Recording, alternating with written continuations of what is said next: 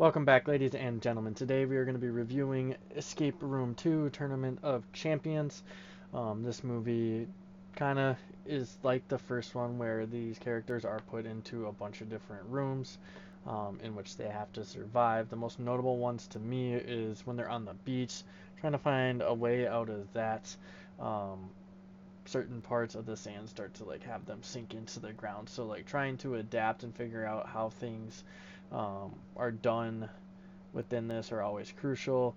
The main character here in this movie is trying to essentially figure out what happened at the end of the first one because she's trying to, hold the people accountable so then they can be found and arrested essentially. So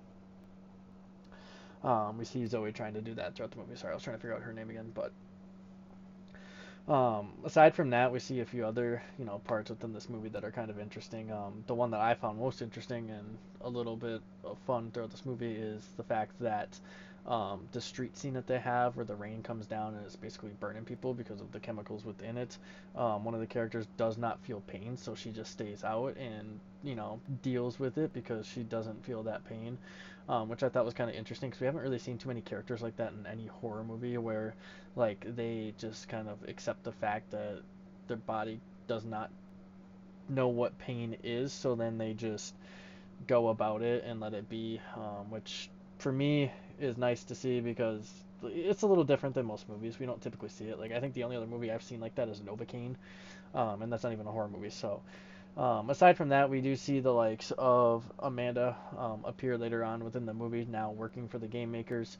So her death in the first one, or I should say death in the first one, never really happened because she's now working for them and she has no choice but to work for them, and she tries to make that clear, but Zoe does not want to believe that whatsoever. And yeah, I think this is, honestly just as good as the first one. I'm just gonna go with the first one a little bit more because I do like the rooms within the first one a little bit better.